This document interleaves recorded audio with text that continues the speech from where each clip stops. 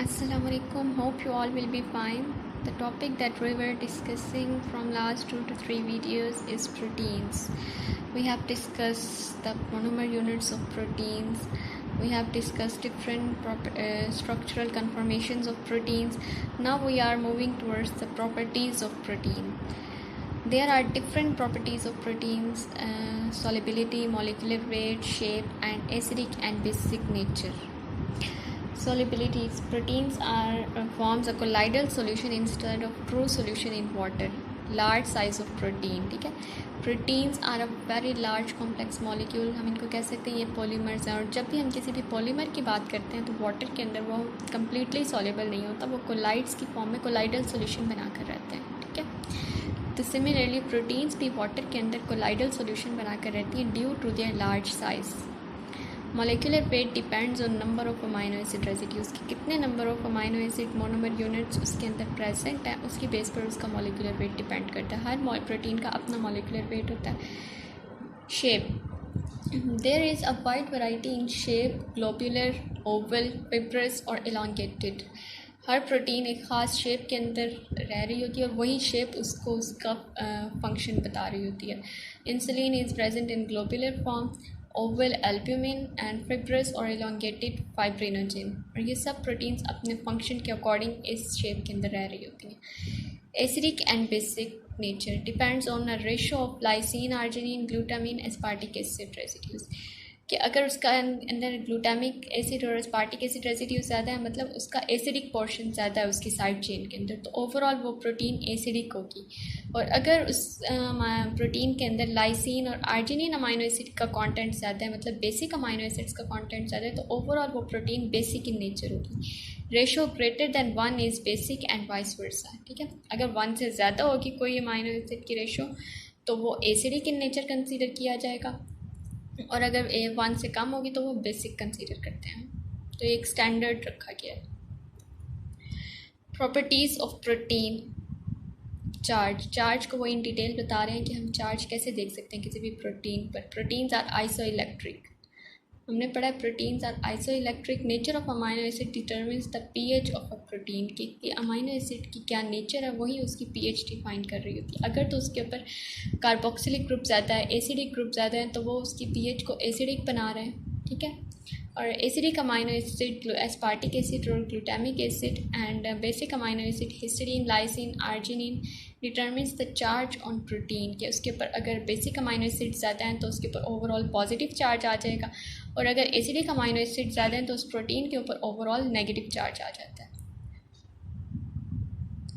At isoelectric pH, the protein exists as sweeter ion and dipolar ions. Isoelectric point या isoelectric pH वो pH है जिसके ऊपर वो प्रोटीन स्वीटर आयन की फॉर्म में रह रही होती है, डाइपोल्स की फॉर्म में, मतलब उसके ऊपर पॉजिटिव और नेगेटिव दोनों आयन्स एग्जिस्ट कर रहे होते हैं. और इसकी बेस पर हम कह सकते हैं इलेक्ट्रिकली न्यूट्रल होती हैं, क्योंकि पॉजिटिव नेगेटिव एक दूसरे को कैंसिल कर देंगे तो वो ओवरऑल उसके ऊपर कोई चार्ज नहीं होता प्रोटीन्स के ऊपर नेचुरल फॉर्म में. तो इलेक्ट्रिकली न्यूट्रल होती हैं प्रोटीन्स. Minimum solubility. क्यों? क्योंकि अगर तो उनके ऊपर ओवरऑल कोई चार्ज नहीं है तो उनकी सॉलिबिलिटी न्यूट्रल हो जाएगी, मिनिमम हो जाएगी. और मैक्सिमम प्रेसिपिटेबिलिटी कि उनकी प्रेसिपिटेशन की प्रॉपर्टी ज़्यादा हो जाती है. एक तो उनका साइज़ ज़्यादा है और ऊपर से उनके ऊपर चार्ज भी ओवरऑल कोई नहीं है, तो उनकी प्रेसिपिटेशन की प्रॉपर्टी, प्रेसिपिटेशन का करेक्टर इंक्रीज़ कर जाता है कि वो प्रेसिपिटेट्स की फॉर्म में रहती हैं. Least buffering capacity. अब बफरिंग कैपेसिटी उस वक्त हम कंसीडर करते हैं या तो एक कंपाउंड है वो एसिडिक इन नेचर है, तो जब हम उसको एक सोल्यूशन में डालेंगे तो वो किस तरीके से रेगुलेट कर रहा है, या वो बेसिक इन नेचर है, तो उसको अगर हम सोल्यूशन में डाल रहे हैं तो वो पीएच को कैसे कंट्रोल कर रहा है, ठीक है. बफर यही होता है ना कि जो रेजिस्ट करता है चेंज इन पीएच. अब हम जब बफरिंग कैपेसिटी के लिए इसको डालते हैं तो ये पीएच को रेजिस्ट नहीं करता, क्योंकि इसके ऊपर तो ओवरऑल कोई चार्ज ही नहीं है. अगर पीएच एसिडिक हुई हुई है तो वो उसको बेसिक भी नहीं कर सकता, और अगर बेसिक हुई हुई है तो उसको एसिडिक भी नहीं करेगा, क्योंकि ओवरऑल इसके ऊपर क्या है, कोई चार्ज नहीं है. Classification. Proteins are classified on the basis of chemical nature and solubility, function and nutritional importance. Proteins को हम क्लासीफाई करते हैं इन 3 पैरामीटर्स की बेस पर: केमिकल नेचर की और सॉलिबिलिटी की बेस पर, फंक्शंस की बेस पर उनको बहुत ज़्यादा तरीके से क्लासीफाई किया जा सकता है, वाइड रेंज है उनकी क्लासिफिकेशन की, और न्यूट्रिशनल इंपॉर्टेंस की बेस पर। केमिकल नेचर और सॉलिबिलिटी की बेस पर हम प्रोटीन्स को कहते हैं simple, conjugated and derived proteins. Function की बेस पर कुछ प्रोटीन स्ट्रक्चरल, इंजाइम और कैटालिटिक, ट्रांसपोर्ट प्रोटीन्स होती हैं, हार्मोनल प्रोटीन्स हैं, कॉन्ट्रैक्टाइल प्रोटीन जो कि मसल कॉन्ट्रैक्शन में इन्वॉल्व हो रही होती हैं, एक्टिन, मायोसिन, स्टोरेज प्रोटीन्स होती हैं, जेनेटिक प्रोटीन्स में हम हिस्टोन प्रोटीन्स को ले सकते हैं जो कि हमारे डीएनए का स्ट्रक्चर बना रही हैं, ठीक है, हिस्टोन प्रोटीन्स। डिफेंस प्रोटीन्स में हम एंटीबॉडीज़ का जिक्र कर सकते हैं। रिसेप्टर्स हैं कुछ प्रोटीन जो कि हमारी सेल मेम्ब्रेन के ऊपर प्रेजेंट होते हैं। और न्यूट्रिशनल इंपॉर्टेंस में हम देखते हैं कुछ प्रोटीन्स कंप्लीट हैं, एग को हम एक कंप्लीट प्रोटीन कहते हैं। और कंप्लीट प्रोटीन वो प्रोटीन होती है जिसके अंदर मैक्सिमम अमाइनो एसिड्स जो कि हमारी बॉडी को चाहिए होते हैं, एसेंशियल अमाइनो एसिड्स, वो प्रेजेंट हो। तो एग एक कंप्लीट प्रोटीन है। पार्शियली इनकम्प्लीट जिसके अंदर कुछ अमाइनो एसिड्स प्रेजेंट ना हो, और इनकम्प्लीट जिसके अंदर सारे के सारे अमाइनो एसिड्स ना हो बस कुछ अमाइनो एसिड्स उसके अंदर प्रेजेंट हो। Chemical nature and solubility simple. They are composed of only amino acid residues. They are again classified on the base as globular proteins, globulin and albumin. Globular proteins are spherical or oval shape, soluble in water or other solvent and digestible. Globulin soluble in neutral and salt solution. For example, serum globulin, ये हमारे blood के अंदर भी soluble होती है, तो serum के अंदर ये प्रोटीन प्रेजेंट होती है। Albumin soluble in water and dilute salt solutions and coagulated by heat. Albumin जो हमारे एग के अंदर भी होती है, जब हम उसको हीट देते हैं तो वो अपनी शेप चेंज कर लेती है, कोएगुलेट हो जाती है ना, जम जाती है। फॉर एग्जांपल सीरम एल्ब्यूमिन, ओवा एल्ब्यूमिन एंड लैक्ट एल्ब्यूमिन, ये डिफरेंट फॉर्म्स में होती है। हमारे मिल्क के अंदर लैक्ट एल्ब्यूमिन की फॉर्म में होती है, ओवा एल्ब्यूमिन जो कि एग के अंदर होती है, और सीरम एल्ब्यूमिन हमारे सीरम के अंदर जो प्योर एल्ब्यूमिन की फॉर्म में प्रेजेंट होती है। Next is globular protein, glutelins, prolamins and histones. Glutelins जो हमारे फ्लोर के अंदर जो हम आटा खाते हैं, आटे में भी ग्लूटेलिन्स होते हैं, चावल उनके अंदर। soluble in dilute acids, alkalis and mostly found in plants, for example glutenin wheat and oryzanin rice के अंदर। प्रोलैमिन soluble in alcohol, for example gliadin wheat के अंदर and zein maize के अंदर होता है। Histone proteins are basic proteins soluble in water and dilute acids but insoluble in dilute ammonium hydroxide, for example thymus histone। Thymus हमारा जो एक organ है, बॉडी का पार्ट है, उसके अंदर हिस्टोन्स की फॉर्म में ये प्रेजेंट होती हैं। Fibrous proteins, fiber like in shape, insoluble in water but resistant to digestion. It again is further classified into 3 types: collagen, elastin and keratin. ये सारी की सारी तीनों फिब्रस प्रोटीन्स और हमारा स्ट्रक्चरल पार्ट बना रही हैं बॉडी का। Collagen connective tissue protein lacking tryptophan, on heating with boiling water और acids it turns to soluble gelatin. Soluble gelatin की फॉर्म में ये कन्वर्ट हो जाता है collagen. Elastin tissue such as tendons and arteries, हमारी टेंडन्स और आर्टरीज की वॉल्स बना रही होती है प्रोटीन। इलास्टिक इन नेचर होती है, तो इसीलिए जो वॉल्स बनाती हैं हमारी आर्टरीज़ की वो भी इलास्टिक होती है। कैरेटिन हमारे हेयर्स, नेल्स वगैरह में प्रेजेंट होती हैं और present in the exoskeleton structure. Conjugated proteins. Besides amino acid, it contains non-protein moiety known as prostatic group or conjugating group. It is again of 6 types: nucleoprotein, glycoprotein, lipoprotein. अब nucleoprotein जो कि nucleic acids के अंदर present होती हैं DNA और RNA में, glycoproteins जो कि कार्बोहाइड्रेट्स के साथ अटैच हुई, इनके साथ अटैच हुआ हो, which is less than 4% and when exceeds 4% it is called mucoprotein. अगर तो कार्बोहाइड्रेट का कंपोनेंट इसके अंदर 4% से कम है इस प्रोटीन के अंदर तो हम इसको ग्लाइकोप्रोटीन कहेंगे। अगर ये 4% से ज़्यादा इंक्रीज़ कर गया है, कार्बोहाइड्रेट पोर्शन ज़्यादा हो गया, तो हम इसको म्यूकोप्रोटीन्स कहते हैं। For example, mucin in saliva and ova mucin in egg white. Lipoprotein एक और प्रोटीन है जो कि कॉन्जुगेटेड, जो कि लिपिड्स के साथ कॉन्जुगेट करने से बनती हैं proteins. Serum lipoprotein, membrane lipoproteins, हमारे मेम्ब्रेन के ऊपर भी लिपोप्रोटीन्स प्रेजेंट होती हैं। और सीरम के अंदर भी लिपोप्रोटीन्स HDL LDL प्रेजेंट होते हैं। नेक्स्ट 3 कौन सी टाइप्स हैं कॉन्जुगेटेड प्रोटीन्स की? फॉस्फोप्रोटीन, क्रोमोप्रोटीन एंड मेटालोप्रोटीन्स। फॉस्फोप्रोटीन अगर प्रोटीन के साथ phosphate group as a prosthetic group attach हुआ है तो ये फॉस्फोप्रोटीन्स होती हैं। For example casein in milk and vitellin in egg yolk. Chromoprotein अगर तो ये किसी कलर्ड नेचर के कंपाउंड के साथ अटैच हुई हुई है, कलर्ड कंपाउंड के साथ, तो हम इनको क्रोमोप्रोटीन कहते हैं। For example haemoglobin and cytochromes. Haemoglobin के अंदर आयरन होता है, जो कि आयरन इसके सेंटर रिंग के अंदर, हीमोग्लोबिन के सेंटर रिंग के अंदर आयरन प्रेजेंट होता है, जो कि इसको ओवरऑल कलर दे रहा होता है, रेड कलर। ठीक है, इसी तरीके से क्लोरोफिल के अंदर सेंटर एलिमेंट जो होता है वो मैग्नीशियम होता है, जो उसको ओवरऑल ग्रीन कलर दे रहा होता है। तो ये क्रोमोप्रोटीन्स कहलाती हैं जब किसी ऐसे कंपाउंड के साथ या किसी ऐसे ग्रुप के साथ अटैच हो जो कि कलर्ड इन नेचर हो। ठीक है, ये मैग्नीशियम, आयरन, ये ट्रांजिशन मेटल्स हैं और ट्रांजिशन मेटल्स के अपने कलर्स होते हैं। उन कलर्स की बेस पर जब ये किसी प्रोटीन के साथ अटैच होते हैं जाकर, तो उस प्रोटीन को क्रोमोप्रोटीन कहते हैं, क्योंकि उस प्रोटीन को ये ओवरऑल एक कलर दे देते हैं। मेटालोप्रोटीन, it contains metal ions such as iron, cobalt, zinc, copper, magnesium as a cofactor। उनकी फंक्शनिंग के लिए रिक्वायर होते हैं, तो हम इनको मेटालोप्रोटीन्स कहते हैं। Chemical nature and solubility derived proteins. अब हमने सिंपल प्रोटीन्स पढ़ ली, कॉन्जुगेटेड प्रोटीन्स भी पढ़ ली, अब हम देख रहे हैं डिराइव्ड प्रोटीन्स। डिराइव्ड प्रोटीन्स जो कि हमारे पास ऑब्टेन होती हैं फ्रॉम सिंपल और कॉन्जुगेटेड प्रोटीन्स से, हम उनको लेते हैं। डीनेचर्ड और डिग्रेडेड प्रोडक्ट ऑफ सिंपल और conjugated protein is called a derived protein. It is of 2 types, primary derived proteins and secondary derived proteins.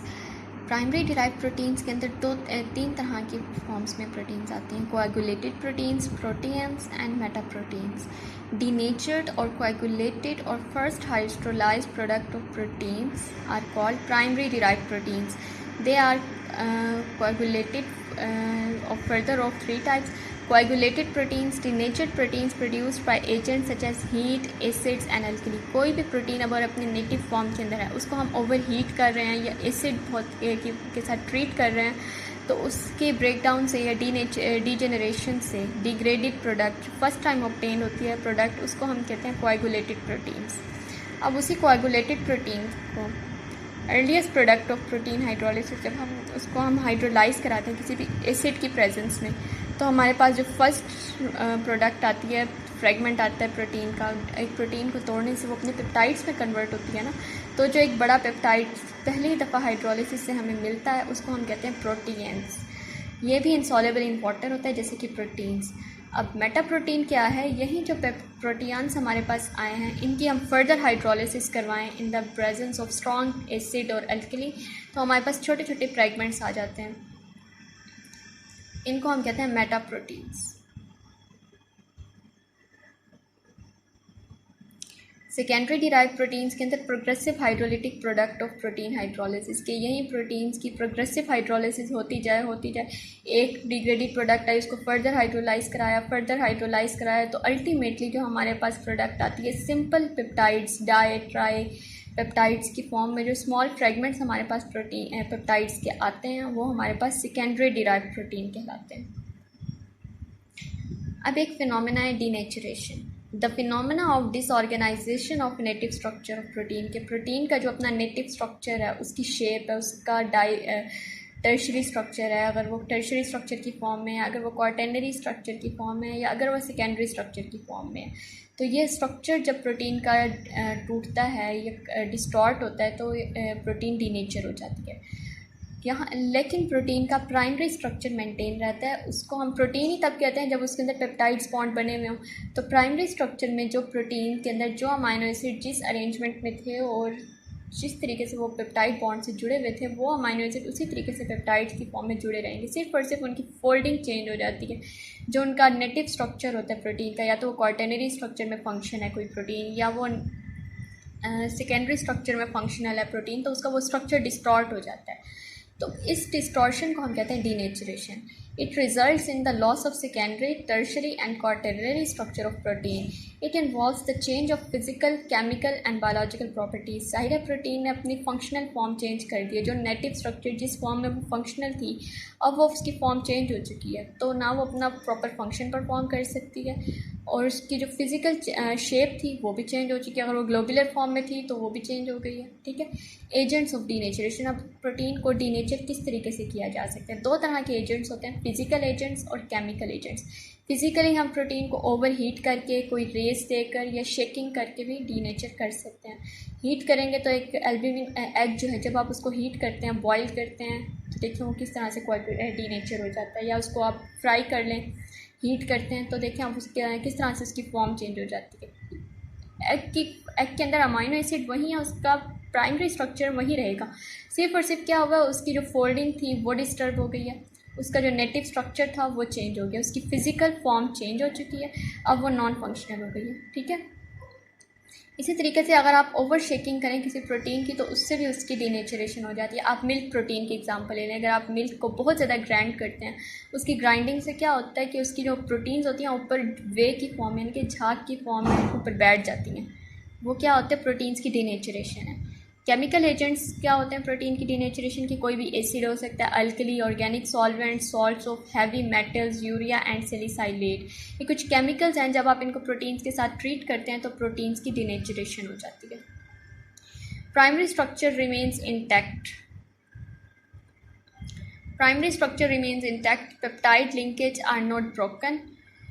Primary structure जो है प्रोटीन का वो ब्रेक नहीं होता, वो इंटैक्ट रहता है। Loses it's biological activity, proteins की जो बायोलॉजिकल एक्टिविटी थी, जो उनका फंक्शन था, वो लूज़ हो जाता है। Insoluble in solvent which was previously soluble, अगर वो पहले वाटर के अंदर सॉलेबल थी तो अब वो इनसॉलेबल हो जाएगी। ठीक है, या वो पहले जिस सॉल्वेंट के अंदर सॉलेबल थी अब वो उसके अंदर इनसॉलेबल हो जाएगी, तो ये उसकी एक फंक्शन, उसकी एक प्रॉपर्टी इस तरह से चेंज हो जाएगी डीनेचरेशन के बाद। विस्कोसिटी इंक्रीज़ कर जाती है while its surface tension decreases. Viscosity increase कर जाती है, जैसे कि अगर हम एग को ले लें तो पहले वो फ्लूइडिक इन नेचर होता है ना, तो जब हम उसको हीट करते हैं तो वो उसकी विस्कोसिटी को इंक्रीज़ कर देता है। इट्स मोर इजीली डाइजेस्टेबल, अब वो डाइजेस्ट होना उसके लिए ईजी हो गया। डीनेचर हो गई है प्रोटीन का आधा स्ट्रक्चर तो वैसे ही डिग्रेड हो गया। जब भी हमने डाइजेशन करनी होती है तो हमने उसको सिंपलर से सिंपलर फॉर्म में लेकर जाना होता है उस प्रोडक्ट को।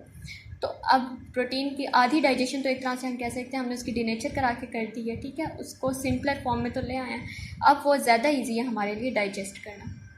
It is usually irreversible but careful denaturation is reversible, कि अगर आप हीमोग्लोबिन इज़ रीनेचर्ड और रिमूव और ऑन रिमूवल ऑफ सैलिसाइलेट, के हम हीमोग्लोबिन एक प्रोटीन है उसके साथ हम सैलिसाइलेट ऐड कर दें तो वो डीनेचर हो जाता है, लेकिन अगर हम वहीं सैलिसाइलेट को रिमूव करा दें तो वापस रीनेचर भी हो जाता है। तो ये रिवर्सिबल भी हो सकता है और इरिवर्सिबल भी। यूजुअली इरिवर्सिबल होता है कि अगर एक दफ़ा एग बॉयल हो गया तो वो वापस अपनी उस नेटिव फॉर्म में तो नहीं जा सकता, लेकिन कुछ केसेस में ये रिवर्सिबल भी होता है, जैसे कि मैंने अभी आपको हीमोग्लोबिन की एग्जाम्पल दी। कोएगुलेशन। अब कोएगुलेशन क्या है? Irreversible denaturation of protein. अगर प्रोटीन डीनेचरेशन इस तरीके से हुई है कि वो रिवर्स बैक नहीं हो सकती, इरिवर्सिबल है, तो ये कोएगुलेशन कहलाती है। और इसमें क्या होता है, प्रोटीन एक सेमी सॉलिड के अंदर कन्वर्ट हो जाता है, विस्कस प्रेसिपिटेट बना देता है। Albumins and globulins are coagulable protein, जैसे कि एग के अंदर जो एल्ब्यूमिन्स हैं वो एक कोएगुलेबल प्रोटीन्स हैं, और ग्लोब्यूलिन्स की भी हमने डिफरेंट एग्जांपल्स पढ़ी हैं जो एग के अंदर या राइस के अंदर होती हैं, तो वो एक दफ़ा अगर कोएगुलेट हो जाएं तो वापस रीनेचर नहीं हो सकती। Flocculation, protein precipitation at isoelectric pH. Isoelectric pH वो पीएच होती है जिसके ऊपर मतलब एक ऐसी पीएच की कंडीशन प्रोटीन को देना सॉल्यूशन के अंदर कि उस प्रोटीन के ऊपर ओवरऑल कोई नेट चार्ज ना रहे, तो इसको हम कहते हैं आइसोइलेक्ट्रिक पीएच। इसके अंदर क्या होता है, प्रोटीन वैसे सॉलेबल होती है अपने किसी ना किसी पीएच के ऊपर जाकर, ठीक है, लेकिन जब हम उसको आइसोइलेक्ट्रिक पीएच देते हैं, ऐसी पीएच जिसके ऊपर उसके ऊपर नेट चार्ज नहीं रहता, तो क्या होती है, वो इनसॉलेबल हो जाती है उस जगह पर जाकर। तो इनसॉलेबल होने से वो प्रेसिपिटेट्स बना के उस सोल्यूशन के अंदर प्रेसिपिटेट्स बना के बैठ जाएगी, तो उसको सेपरेट कर लेंगे हम इजीली, ठीक है। अब वो प्रेसिपिटेट जो हमारे पास ऑब्टेन होता है उसको हम कहते हैं फ्लोक्यूलम।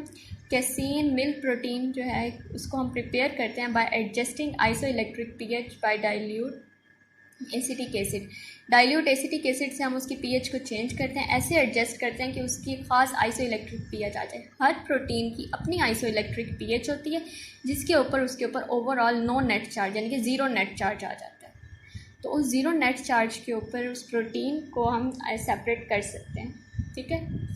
क्योंकि एक प्रोटीन के ऊपर नंबर ऑफ अमाइनो एसिड्स हैं, कुछ पोलर हैं, कुछ नॉन पोलर हैं, कुछ पॉजिटिव चार्ज वाले हैं, कुछ नेगेटिव चार्ज वाले। अब वो डिपेंड करता है कि उस प्रोटीन के ऊपर अगर नेगेटिव अमाइनो एसिड ज़्यादा हैं तो ओवरऑल उसके ऊपर नेगेटिव चार्ज होगा ना, और अगर उसके ऊपर positive amino acid, positive amino group रखने वाले अमाइनो एसिड ज़्यादा हैं तो उसके ऊपर ओवरऑल पॉजिटिव चार्ज आ जाता है। लेकिन फिर हम उस प्रोटीन को अगर ऐसी पीएच प्रोवाइड करें जिसके ऊपर उसके ऊपर ओवरऑल नो नेट चार्ज हो, ज़ीरो नेट चार्ज आ जाए, तो वो उसकी आइसोइलेक्ट्रिक पीएच कहलाती है। और जब उसके ऊपर नेट चार्ज ज़ीरो हो जाएगा उस प्रोटीन पर तो वो इनसॉल्युबल हो जाती है।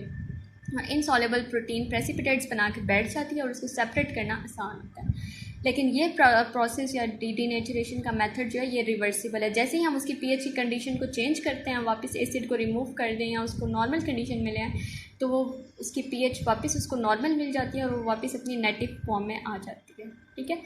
But on heating it turns to be irreversible. लेकिन जब हम हीट करते हैं तो हीटिंग हमेशा इरिवर्सिबल चेंज लेकर आती है प्रोटीन के अंदर।